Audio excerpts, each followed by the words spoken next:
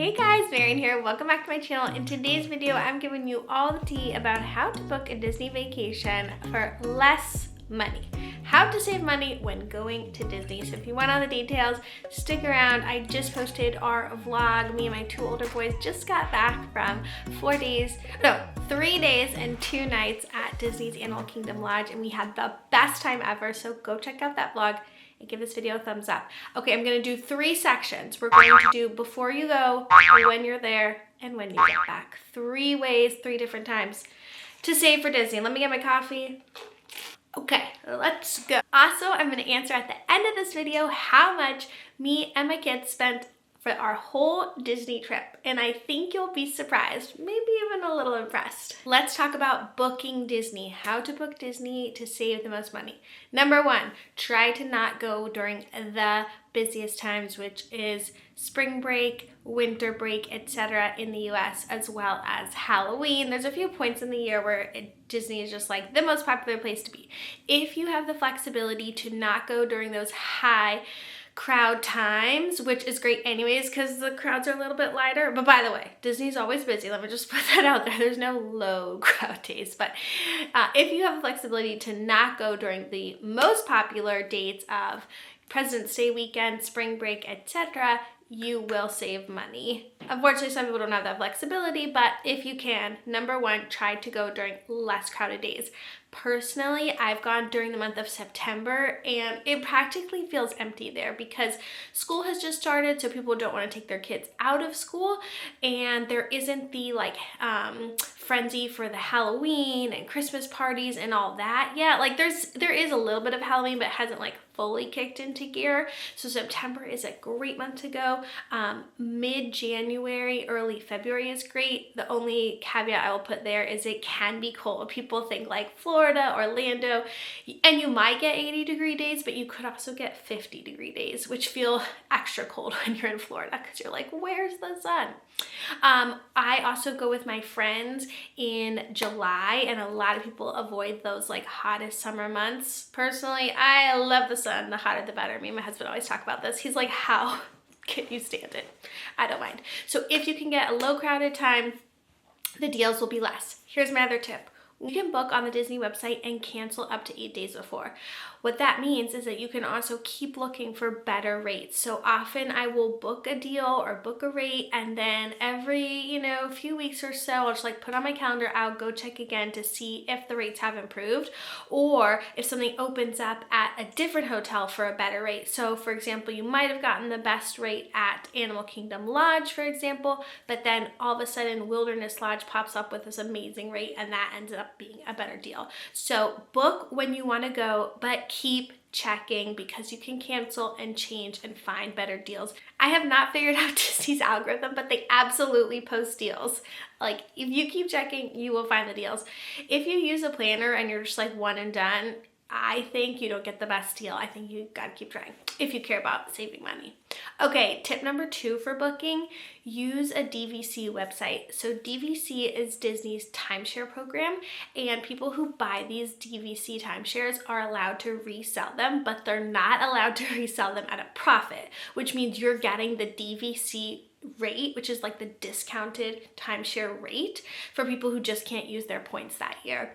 This is also great for booking, number 1, a Disney property that's really hard to get. That's a DVC timeshare property. So for example, me and my family love going to Hilton Head and Disney's Hilton Head property. I've shared about that, but it's impossible to book if you're not a timeshare owner. So we book through these secondhand DVC websites. They're perfectly legal. Disney says on their website they're fine to use. There's really 3 main ones. I'll link them below.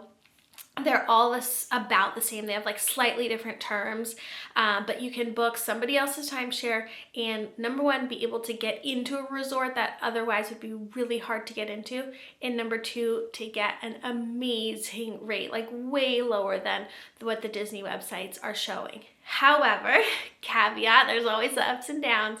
If you use those DVC bookings, many of them you have to book 11 months in advance. That's when the first window opens up for people to sell and share their points. or 7 months in advance. So you have to like kind of know what you want to do and check the websites. Some of them are very unflexible about changing your dates. Like once you book, you pay in full 11 months in advance and you're stuck. However, some of them do offer like a travel insurance thing or an option to make a change for a slightly higher price. So there are options out there. I would definitely look into it. DVC seems overwhelming. I know the first time I did it, I was like, what is all this? But if you take the time to just figure it out, it can be really, really cost effective. And you can get into some of the really nice Disney properties like Grand Floridian, Polynesian, Animal Kingdom Lodge for a lot less money. Also, if you stay in a DVC room, they're often bigger. They're like the 1 bedrooms. They come with the kitchenette because they're like for families spending more time at the Disney properties.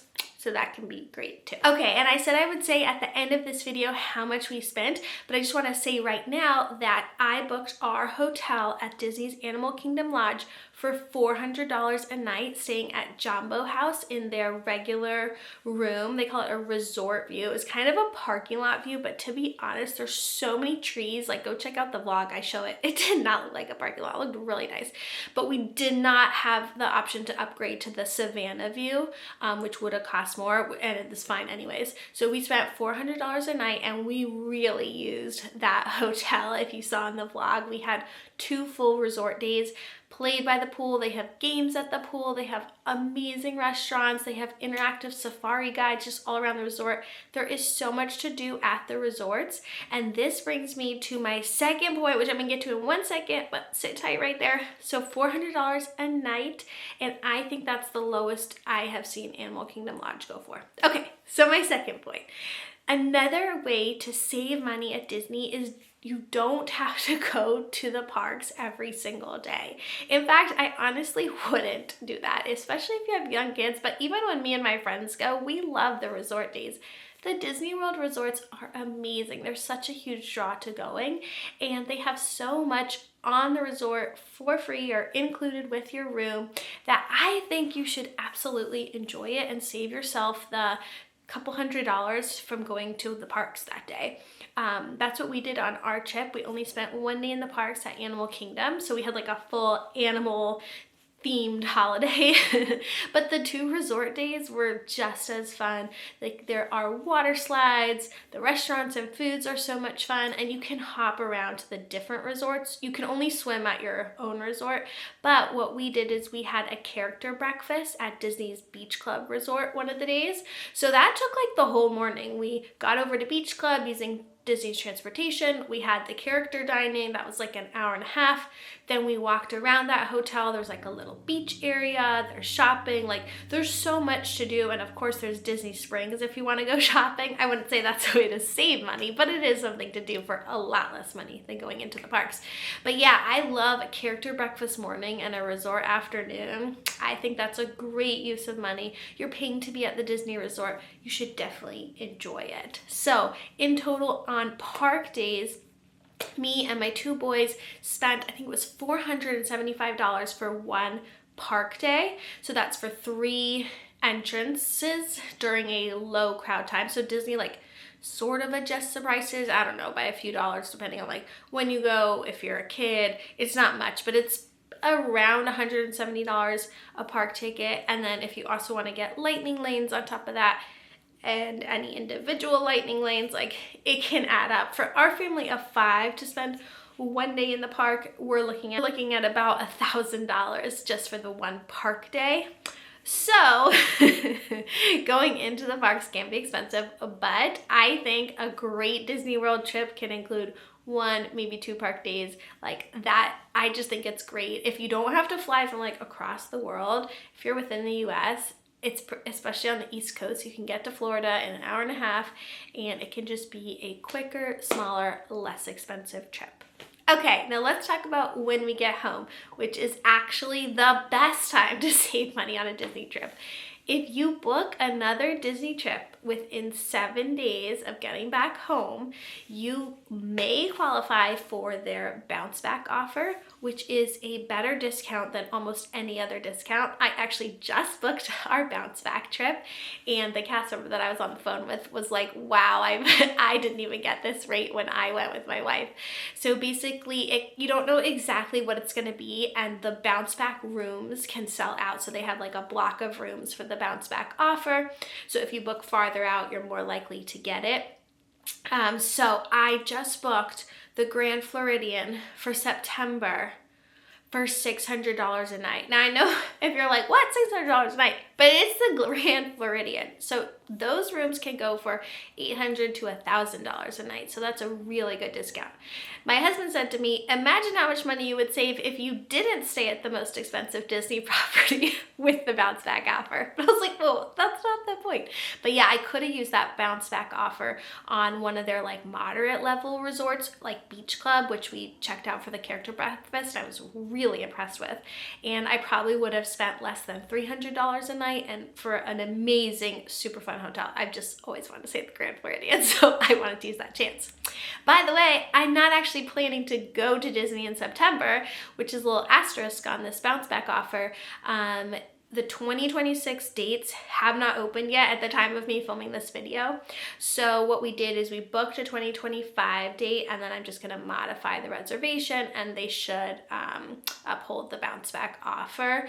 Usually by now, by March, they have opened the next year's dates, but for whatever reason, they're being a little slower this year. So I actually hope to go in February, and I'm not sure if it's gonna be our whole family, just Zachary, if we're gonna end up keeping that Grand Floridian resort booking, or maybe do something like the Polynesian would be really fun for our family, or save money and go to Beach Club. There's so many options, but I got that bounce back locked in, and that was great. The other thing you can do while you're at Disney is save money on food.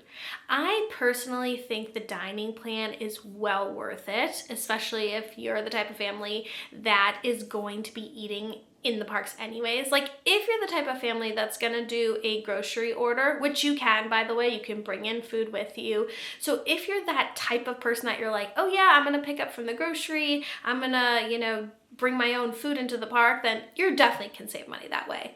But if you're like, look, we're at Disney, we're here to have fun and enjoy and eat the Disney food, which is for me a big part of the experience. Like I love the Disney food. I think the dining plan is a very smart way to go. You can do the calculation, but basically if you're gonna have more than one meal a day with a snack and a drink, it's well worth it. We usually have done the quick service option. You can also do the table service option, which is a little more expensive, but if you're planning to do any character dining, then that more than will make up for the cost difference. The other way to save money at Disney, if you're not doing the dining plan, is to not do table service meals. So Disney has quick service and table service. Quick service means there's no waiter. You you can order online on the app, but you order your food or you put in the order and they say your number, and then you go sit down at your table and then you clear your food. Table service is like a normal restaurant, you have a waiter, etc. If you do table service, the minimum prices are all higher. So the cost of the meals, some of them have set meals where you have to do entree, dessert, etc. Some of them you can order whatever you want, but the prices start higher than you would expect at a normal kind of kid-friendly restaurant. But the quick service meals are very inexpensive in my opinion. A kid's meal is usually $7. Show me a restaurant where you can get a kid's meal for $7 and not have to pay tip. And that's a big savings when you do quick service.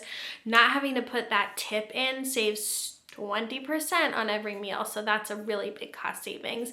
So for us, when we go to the parks, we usually get a snack for breakfast. We usually have a sweet treat, like a donut and a coffee and a cookie, whatever. We don't have a breakfast meal. And then for lunch, we'll do a quick service, and the kids are just getting $7 chicken nuggets or whatever. And then we might have a nice dinner, or if we go back to the resort, we'll do another quick service, or you know what I mean? We're not having sit down table service meals more than once a day, if even once a day. I actually personally don't like many of the sit-down table service meals. I just think they're so expensive and you're spending so much time. If you sit down table service, you have to wait for the waiter, etc. Like, there's so much I want to do at Disney. I don't like sitting at a table service restaurant unless it's a character dining. Then I'm like, yes, sign me up. Okay, so let's get into the total. What was the total that me and my kids spent for 3 days and 2 nights at Disney?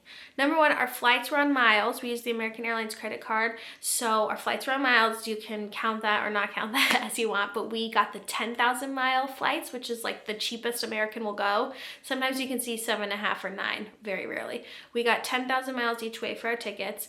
And then like I said, the Animal Kingdom Lodge was $400 a night, so $800 total, plus some taxes. I think ended up being closer to $900. Then one park day for $475, so that gets up to $12. We also did lifts from the airport to the hotel. This is something where very much upgraded because I was by myself with the 2 kids. I did not want to get some like random person's Uber. I actually had very bad experiences in Orlando with Ubers, like extremely bad. One where I was on the phone with my husband on speaker because I was so terrified. But that's another story for another time. So based on that past experience and that I was alone with my kids, I upgraded to an Uber Black car, which was almost $100 with tip, so each way. But if you want to like go with any Uber driver, you can get from the airport to the hotel for like $30. We also did some Ubers within the resorts just because you can take Disney transportation, but again, I was there with my kids by myself and like sometimes it's just easier to pop in an Uber. Then for souvenirs, I bought whatever I wanted. I didn't buy that much, but I didn't like limit myself. I was like, I'm in Disney, I'm gonna buy what I want, and I let the kids choose. There's some money for souvenirs, and then food, we ended up spending $500. We did not get the dining plan. That was because when I signed up, it was like complicated. You had to do 2 park days to get the dining plan, which isn't true. You just have to call, whatever, etc., etc. I learned my lesson the hard way. I should have done the dining plan. Didn't do the dining plan. I thought maybe we wouldn't like make use of it. We definitely should have done it, and we probably would have spent less. But yeah, $500 in food. And but I will say, when I think about this budget, if we had stayed home, we would have had to eat too. We probably would have gone to a restaurant here or there. So anyways, this is the total. It's around $2,000, give or take, depending on what you think is fair to include in that total and what not to include. But I think for 3 extremely memorable, fun days at a gorgeous luxury resort, having the best time, that is well worth it. So those are my best tips and tricks for saving money at Disney. Feel free to leave me any questions and comments below. I think there are so many ways to rethink a Disney trip to make it less expensive. I've also recently been pricing out like all-inclusive type vacations in Mexico and those kind of places just to see for comparison. And because we're a family of 5, it is so hard to find a like nice resort where you don't have to upgrade to connecting rooms or a suite because we have 5 people. So that's another reason for us that a Disney vacation ends up being much more affordable, because Disney has so many resorts on the property that offer a 5th sleeper. Sometimes it's just like a fold down thing, but like my 3-year-old doesn't care. So the options for a 5-person family or a multi-generational family to go together are a lot less expensive than you would pay at any of the like nicer resorts in Mexico, Caribbean, etc. if you're looking for that kind of a vacation. So that's all I got for you guys today. Thank you so much for watching. Don't forget to like this video if you like it and subscribe down below. I'll see you in the next one. Bye.